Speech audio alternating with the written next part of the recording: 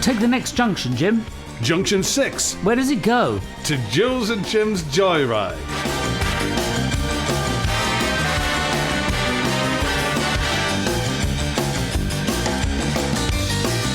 His hobbies, blank.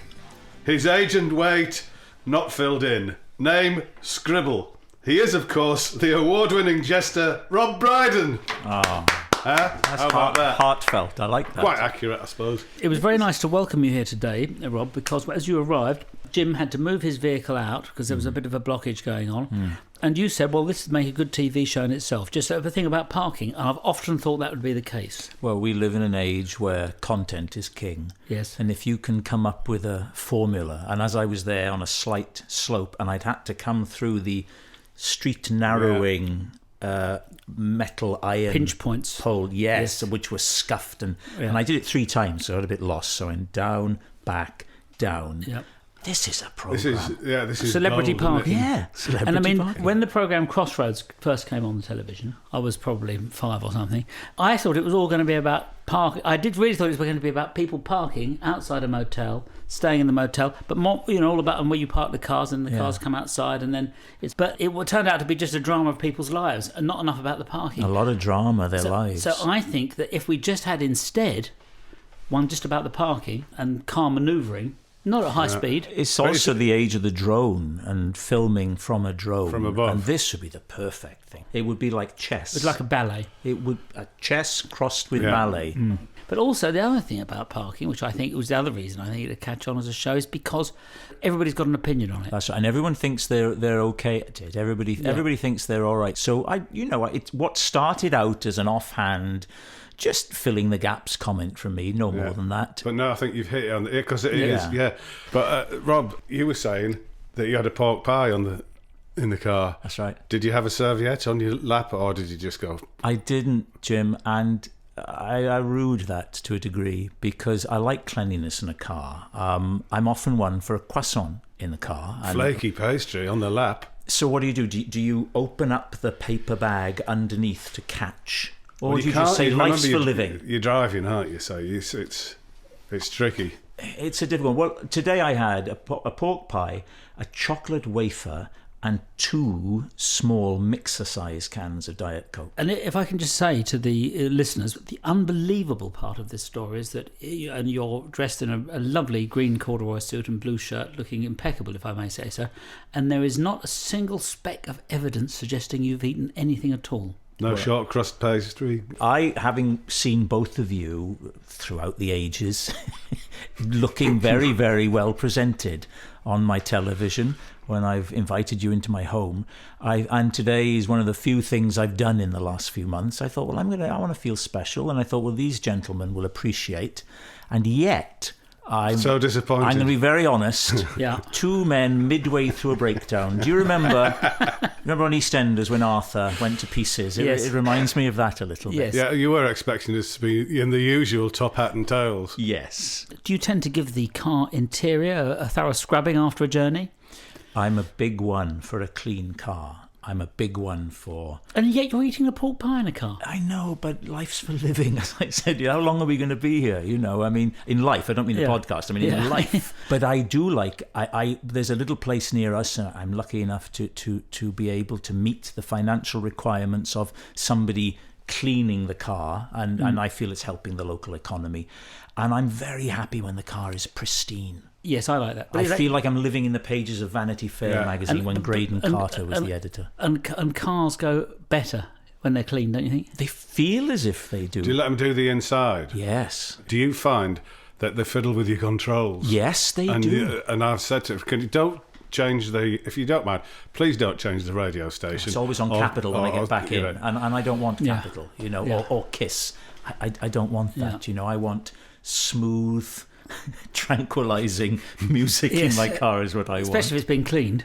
I remember my dad used to work in Soho, and he used to park in this car park, and he said all the people that park the cars for you there, they'll tell you about any car, a lot of the latest sort of Aston Martin. This is all in the sort of 60s and 70s. He said, but they'll tell you they've got a view on every car, but they've only driven them in the car park. They say, oh yeah, that Lamborghini, that's the one to have. That's a much better. The brakes are better on that one. All that. Unless it's like Ferris Bueller, and they are taking the car while you think it's left there, and they're careering around the town. There's a fellow that worked for us that used to work for BMW. One weekend, he's the boss of the BMW garage where he worked. Needed to, and I think it had to happen to the boss's car, so my friend took it, but then used it for his own purposes for the weekend. And took his dog to the coast in the northeast somewhere, but needed to have a wee, so got out in a lay-by, and the dog managed to lock himself in the car. So the dog's then locked in the car of his boss's car that he's borrowed for the weekend. He's not supposed to borrow, and he couldn't get in, and then the dog did a shit on the back seat, and then the only way he could get in was by smashing the window. Yeah. So he had to give the car back, although he cleaned it, stinking, and with a broken window, and explain that one away.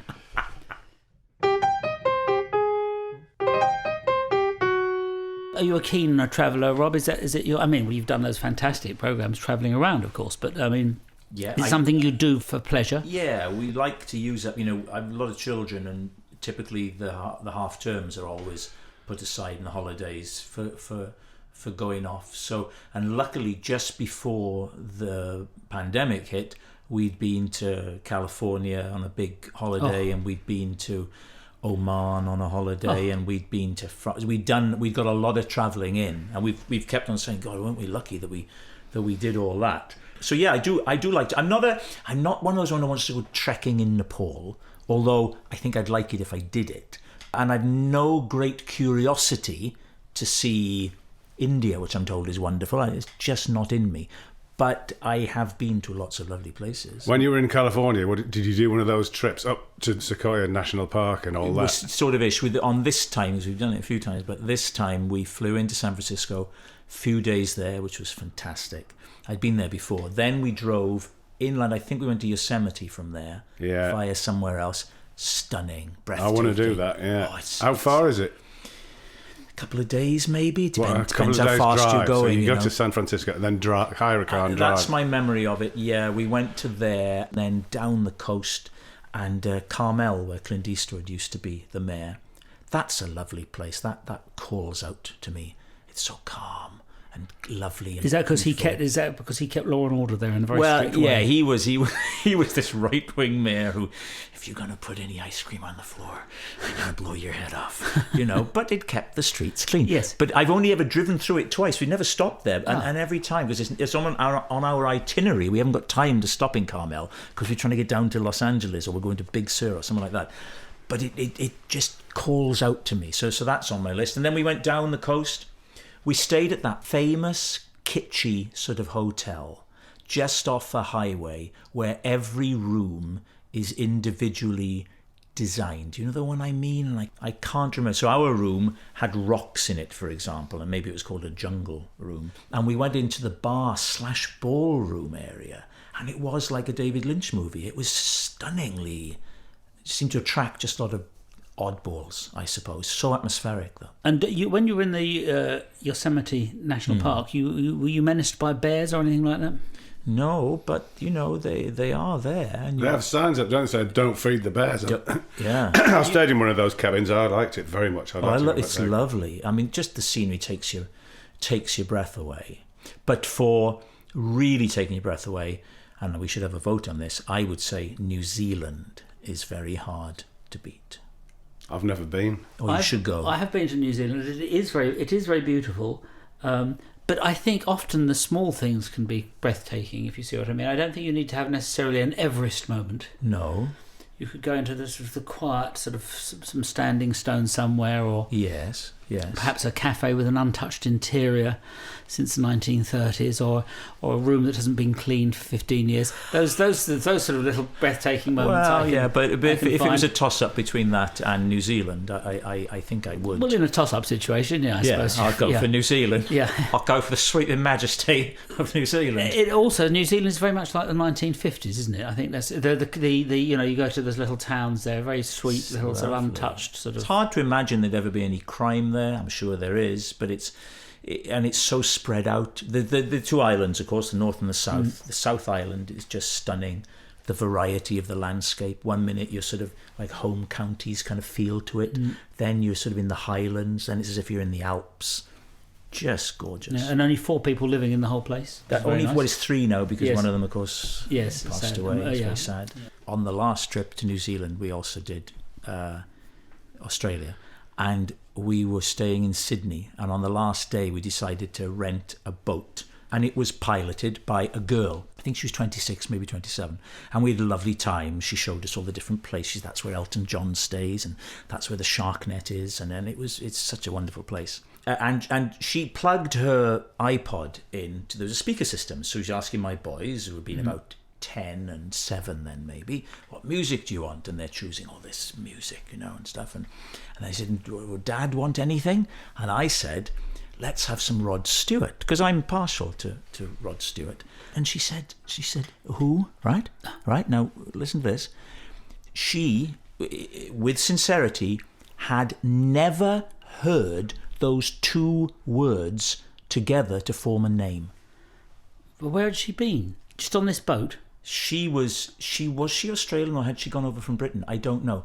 But she had never mind, oh, not him, he's old hat, or I think I've heard of him. It was, I've never heard Rod Stewart together, which I found very hard to believe. No, I don't believe it. Yeah. You can't, can you? I mean, how do you go through life and Avoiding never Rod. heard of How Rod can you Stewart? avoid Rod Stewart? Yes, it's impossible. I can't say. I think she was getting a bit sick of what your boys what the boys were choosing, and now what's Dad coming up with? No, we've had enough, sort of thing. No, if I were hearing this story being related to me, I would react the way you've reacted. But gentlemen, I have to implore you. I was there. And I saw her face. I like those trips where they go around and tell you where people live. Yes. You know those horse and carts that go around Central Park in New York? And I was on one of those, and he's going, well, right up there, that's Sting. Lives on the, I think it's the 17th floor there. Let's stop and look. I was going, well, I'm not that interested. And then we went further out, and he said, he says, this is Barbara Streisand's house, my good friend Barbara Streisand. We often talk on these tours, and she's as nice as she could be. And just coming up here on the right, my good friend Stephen Stills from Crosby, Stills, Nash & Young. He's as nice as he could be. And then he comes out, and he's just shouting at us to clear off. Get off! Get off my street! That is very good. Now, are you a carist? Some people are carists, some people aren't. I like cars, but I know quite a few people who are really like cars. So my colleague Mr. Coogan is a huge car petrol head, they call it, don't they? He just loves them, and I didn't really have an interest in them beyond their functionality. And then this is show business story. Look, I was asked to review one for the Sunday Times, and that's what got me into cars, because they put me in a huge BMW, and that was the moment where I went, oh, some cars are better than others. Some cars are, you can have different experiences. Certainly the aesthetic, looking at a beautiful car. I bet you go for a luxury car, don't you? I do, Jim. I wish I didn't. I wish I was a bit more earthy, but I like comfort. What sort of options do you like having? Heated steering wheel.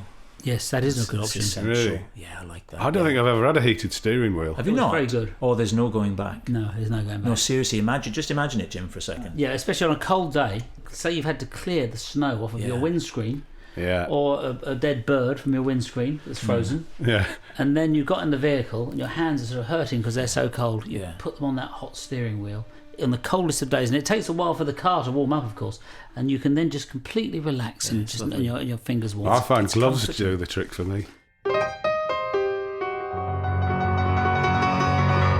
So you're an electric car driver. I think that's to be applauded because we're all going to be electric before We you will know be it. eventually, won't we? People often say, don't know, the golden age will be tomorrow when this happens, or the great days were in the past when all it was like this. But actually, the golden age is often right now, the days we're living in. And I think there's a little twilight moment. And I think petrol cars will be gone. It's probably all for the best. But at the moment, you can still get petrol cars that will go very quickly. In Germany, you can drive as fast as you want. No speed limit. Right. Yeah. You can still drive around and do stuff. And I think I don't know, in another 20 years, people will be able to do that. So I think we're in the middle of, we're living in a golden age of motoring. Billy Joel, I bet you won't know this. I don't see you as Billy Joel guys. I like Billy Joel, but yeah. Jim, I don't see you as a Billy Joel guy. He's a big keen collector of motorcycles. So if for that he wins your So he's Really but respect. he's all right. I don't dislike He wrote him. a song called "These Are the Days to Remember, for they will not last forever. This is the time to hold on to. We won't, although we want to." And Is that the name of the track? very long, it didn't fit on the label, so nobody ever bought it because they couldn't the first four words. I can't remember. Do you know what? I said to my mum when I was at school. I said to her, can you go to the record shop, Boots, she actually went to. I said, can you go in there and get Let's See Action by The Who? And she got there and she couldn't remember what it was called. So she said, can I have Let's Have a Fight by what? But she did. She came home with it.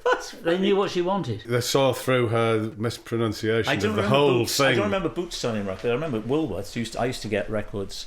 I bought The River in Woolworths in Porthcawl. That was the first time I encountered a lyric inlay, and the first time I read lyrics on the album, and I was very taken. Bruce Springsteen. I love Bruce Springsteen. You're an American soft rocker, aren't you? Well, I slightly resent that, Jim. I feel there's a lot of baggage coming with that. But yes, that's you're quite right. No, it's not. It's I like a good thing. singer-songwriters, so I'm Yeah. a big one on Paul Simon and James Taylor and those kind of people. Yeah. But yeah, Bruce is, I love Bruce. But that was the first one that had a lyric sheet, and you read the lyrics, and it's like poetry. You know? Bruce Springsteen lives very near to my brother and sister-in-law in New Jersey. Get away. And also near there is a place called the Stone Pony. That's right, Asbury the club. Park. Yeah. And my brother-in-law was telling me, he was saying, every year there's a competition, and Bruce Springsteen, it's either he comes around to your house and cooks some spaghetti for you, or you go around to his mum's house and eat spaghetti at Asbury Park. Is that right? Wow. So you might enjoy that. I would. Oh, listen, I would love that. Do you ever eat spaghetti in the car? No, that would be no. It's too much. I mean, Jim was shocked at the pork pie and the croissants. Well, Spaghetti, it's the crustiness of things that people tend to eat in a car. You know, you'll get a sandwich and things will fall out, especially if it's a cheese sandwich. Now, this is something that I'm absolutely 100% against. Grated cheese within a sandwich. Yeah, I mean, escaping the confines. I love a cheese and onion sandwich, but if it's grated, forget it. The other one we've not touched on is chocolate, and you can eat a bar of chocolate in the car, thinking that you are also, hoovering it up at the same time. But quite often, little bits will fall, and they do that horrible thing where they're on your clothes. Now you've got to get them off without touching them. You've got to do that, and then there's an accident, and then you slam a head into a bus. But there's also a bit of chocolate. It'll fall just a little bit, tiny bit, fall in between the crack in your legs, melt, and then with your white slacks on. That's right. You get out of the car. People are going to think you've made a terrible error. Chocolate swamp. It's a recipe for stains. I think if we've learned anything, it's that one should eat before one leaves the house. That's right. Or, to be honest, I don't like to eat when I'm in motion. I don't mind stopping in a lay-by and getting my picnic table out of the boot and having a thermos and having a little tablecloth. I don't mind that. I paused once to have a packet of chips, fish and chips, whilst I was on my way to a party. And I put, because I do like a lot of vinegar on my fish and chip, and it all soaked through onto my groin. How attractive. Were you wearing your white slacks? Well, I can't remember, but it was obvious. The way it dried, it had a sort of like brown circle around it. And so I got to this party and I said, look, before anyone says anything, that's vinegar. Have a sniff. And that broke the ice. Yes. But yeah, picnics. Do you go on a picnic, Rob? We had a picnic yesterday. I was telling you before we began the podcast that we'd gone out to the countryside and met my brother-in-law and his family, the children, of course. And we had a lovely array of Was it a bit cold? There. It cold, Jim, if you were not in the sun, because I don't know when this is going to go out, maybe in a couple of years, but where we are now in the evolution of our planet, around London, very cold, unless you're in the sunshine, in which case you need sun cream in a way. So what did you have in your picnic? I had a sourdough sandwich because I can't tolerate yeast. Is there no yeast in sourdough? Very little yeast. I thought that people were having. I thought it was sourdough because. Don't know what I thought really, but I didn't realise that was the case. You were happy just to let it, have it, let it be, and believe, you didn't need to know the backstory. No, well, I didn't. I just believed I was getting a luxury fancy pants person. Yeah, I'll have that too. Yeah. I want the luxury one. I'll have the sourdough one. No, but actually, it's just no yeast. If we can be medical for a moment, it affects my otherwise flawless skin. As a young man, I had terrible acne, and it continued for a long time. And that was from bread. What I discovered years ago now, I went to a naturopath, and he looked at my diet. And what we found was, his theory was that I'd had so many antibiotics as a teenager, they used to give them to you in those days, that it had affected how I process things in my gut. So yeast was no good. So I'd end up with spots. There's no nice word for it. So I avoid yeast now. Very good. Well, So it might be of use to someone listening. Yes. I'm with you. I thought sourdough was just something that people ate in cults.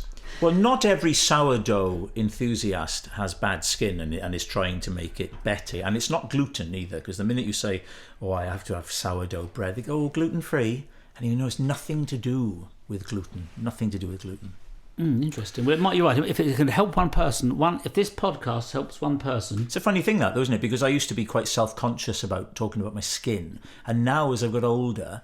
I quite often mention it in things because I think there could be somebody. There might be somebody who reading it. But I do. You do think, well, maybe if somebody saw that. No, it's good. And here, a message from our sponsors. Jools, how do you stay in such great shape? I don't bother. This shirt is filled with donuts placed in all the right places. These aren't biceps, they're donuts. This six-pack, Boston creams. And what's that in your trousers? A chocolate eclair. And Kenny Loggins' guitar.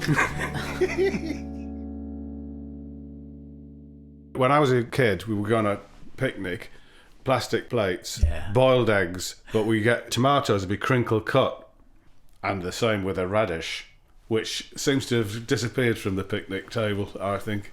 You don't see the radish full stop these days. We do in my house. Do you? Yeah. I love a radish. Do you? Yeah.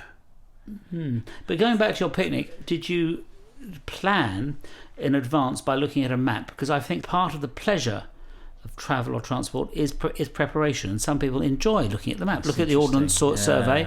Let's look at the contour of the land, where the woodland is. If there's perhaps a radioactive buried material, avoid that or whatever. And how did you select your picnic location? We were in the hands of my brother-in-law and his wife because it's an area familiar to them. So we were just passengers, and we just went. We put our trust in them, and we wandered. I even had a doze. In the outdoors, After outdoors eating, doze. yeah, An yeah. outdoor doze. Yeah. Oh, can you imagine that? Did anyone feel like... What's he doing? He's just going to sleep. We invited him out for a picnic and he goes to sleep. Yes. Well, the kids are running around, but as I lay there in that sort of nether world, whatever it is, I thought to myself, hang on a minute, because I'm 55. I thought if I'd been on a picnic as a young boy and a 55-year-old relative was having a doze, I'd think, that's an old guy. Yeah, you would. And that's me. Have you seen? I've seen people at the side of a motorway having a picnic. Now, on this the is bank. a good area. Now, the people that don't make the effort to just move 30 to 50 feet away from the side of the road. You see it in the Royal Parks. You go into Richmond Park, right, which is my local park, or Bushy Park, but Richmond Park in particular. You can go to a car park, and then you'll see a family who've set up their thing just seconds away from the road with cars going by and people. Yes. I don't know if you're agreeing with me. But it's like having, let's go and have a picnic on the Central Reservation. Yeah. I think a picnic in a lay-by is quite nice because I quite like seeing the traffic. Yeah, I've seen people who pulled over on the hard shoulder and had a picnic on the verge amongst the rubbish. I'd just like to remind the podcast listeners, it would be illegal to stop in the hard shoulder of the motorway It is, yeah. to consume a picnic. Yeah. it wouldn't be illegal to consume the picnic had your vehicle broken down and you were set back from the vehicle, maybe on the embankment above the hard shoulder. Yeah. Well, if you bring up the hard shoulder, now this is a hot potato, but I think we're of an age that we can handle this. Smart motorways. Yes. Now that's got to be one of the worst decisions. Yeah. Where is the logic to you break down whatever happened? I was on a motorway not long ago in the middle of the night, and all my electrics failed. The lights went, everything, and I had to pull over onto the hard shoulder and stop crying and then start off again. Where's the logic that a smart motorway with no hard shoulder makes sense? It's a pretty unsmart motorway that doesn't have a hard shoulder. But that's right. I mean, of course, the other thing is that a lot of these modern vehicles don't have a spare wheel. But you will you'll then find yourself completely marooned, and it might take you days to get somewhere. You've been flung back to the Stone Age transport. I also think that the way we've evolved, we've never as a race been less capable of the physical labour of changing a wheel, because everything is just push a little button. Yes. The idea of getting out there with a wrench and getting all those nuts off and lifting this big and getting it all in the right order. I mean, it would be. Have you ever done it? On a number of occasions, yes. What, at the side of a road, you've changed the tyre? Often. Really? Often. I have had many punctures. Maybe I'm just unlucky, but I've had, yes. So I've always, very keen to have a spare wheel. And for instance, when we have had cars without being on tour, as we are, we're using them. Yeah. They're commercial vehicles, is what they're being used for touring purposes. We had a Bentley, had a puncture in that, no spare wheel on this particular one, and the car was stuck somewhere for days, We also had a puncture in a turbo Bentley, which was a supercar because it did have a spare wheel, and I was with Roland Riveron in the back streets of Leicester. And we had the puncture there, and we got out, and Roland said, I don't worry about this, and immediately, literally rolled up. He had trousers with the braces, took his jacket off, rolled his sleeves up, literally, and was ready to... I said, well, let's change it, let's get on with it. Hubcap comes off, and we're trying to undo, because of course you have to undo the wheel nuts first. Don't try and undo them once you've jacked the car up, because otherwise the wheel just spins round, you see. So the wheel nuts are loosened when on the ground, and then fully undone once lifted up, so it doesn't fall on you, you see. But we couldn't seem to loosen the wheel nuts at all. And we were sort of pushing, and the wheel nuts wouldn't change. And then Roland said, let me do this. And then he's standing on top of the wheel brace, jumping up and down, trying to loosen the wheel nuts. And by this time, a whole crowd of children have come out and are gathered round. And the crowd's getting bigger and bigger and bigger. So then we thought, what are we going to do now? We went in and had lunch in an Indian restaurant, which was where we were broken down outside. And we took in with us the handbook. And in the handbook, for some reason, on the Bentley Turbo, instead of the usual way in which you loosen and tighten nuts, you had to do it in the opposite direction. So we spent the time... We've been trying to undo these things, but we've been tightening them all the time. But in the meantime, you entertained a whole bunch of children. And by then, they were all, by the time we got that wheel off, they all applauded. And then when we got the wheel back on, they chased us down the road waving after. It was like a scene from sort of one of the happiest films you've ever seen by the end of it. Which brings us back to the parking programme.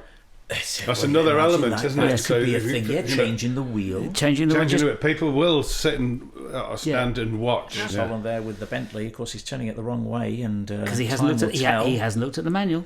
There we are, Jim Moir with the Hillman imp, and he's getting that wheel off like a demon. Look at him go! Amanda Holden now. She steps up and she's got a reverse. This is wonderful to see, isn't it? Yeah. Wonderful to see Amanda looking so well. Rob, thank you so much for joining us. We've come up with a lot of things here. I think we've left people feeling slightly better than they felt, I hope, at the beginning of the programme. Yeah, there's been a lot to think about. Thank you for that, Rob. Yes, and I think you've really given us a lot to think about. And how has this podcast journey been for you?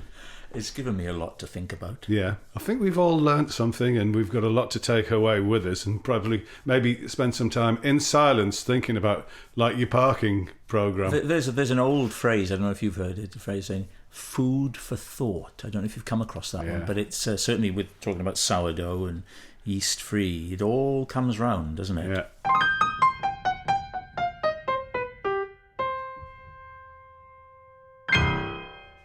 Well, there goes Rob in his electronic car. Yes. The car of the future. Yes, and because he said it was green energy, but he had it plugged into my plugs here.